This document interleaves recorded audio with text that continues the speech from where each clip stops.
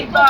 Ain't no power like the power of the people. And the people know that we are not going to go into this the way our union leaders want us to, because there are other ways that the city can save money. And I would be remiss if I didn't say there are other ways that this country can save money. And I won't go into that now, but it's a huge amount of money that is not going to help people, a huge amount of money that's going to kill people, and that has to stop. But on a local level, Martha's going to explain some very practical, real ways that this city can be paying for health care. Thank you, Gloria.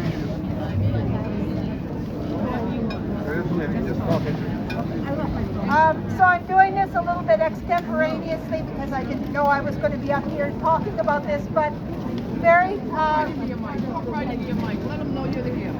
quickly, there is what we really need after a year and a half of fighting about this is a bit of a timeout. And we in Croc think that there's a very good solution proposed by the PSC, which is to take there are two funds that everybody needs to understand. There's the Retiree Health Benefits Trust Fund, which has almost $4 billion in it. It is not going broke. It is exclusively for paying for retiree health benefits.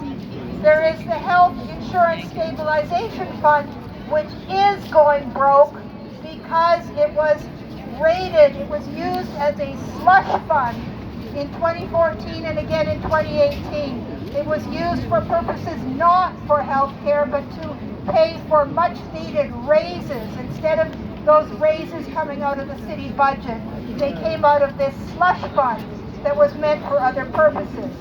So what we think should be done is to call a kind of a ceasefire for a little bit while we take some time to think about things. Instead of continuing to add to the Retirees Health Benefits Trust Fund for 2 years, take $500 million a year and put it into the stabilization fund so it doesn't go broke, and take that time to work on the 7 or 8 solutions that were proposed in 2018 by the MLC and the city to save money that they never ever investigated.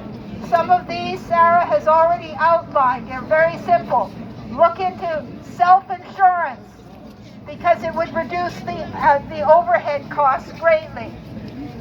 Join all the union welfare funds together as one bargaining agent to lower the price of drugs. Instead of just having 4 people in the OLR to investigate fraud in the insurance companies, let's go like 32BJ and hire 40 to investigate fraud in the insurance companies. And let's start seriously negotiating with these hospitals to lower their extraordinarily high fees.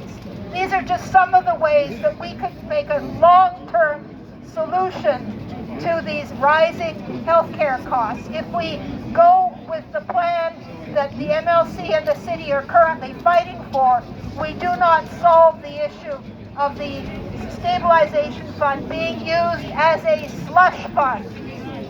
We do not solve any of these issues. And then we really need to start thinking about unions fighting for health care for all. Yes! Yes! Yes, very good. Okay, we're getting ready to leave and go to our next stop. But before we do, I want to read a sign that is staring me in the face. It says, "Ruling schmooling.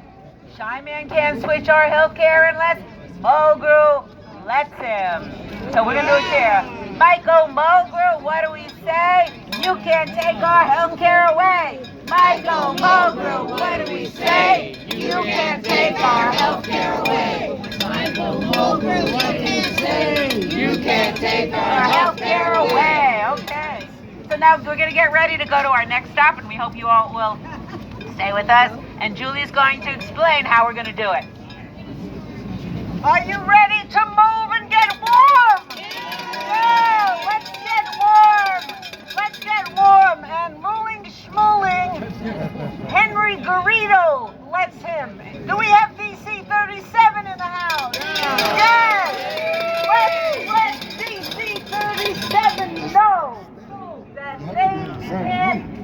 to us. It's down, we're going to walk down to Water Street. It's about a 10-minute walk.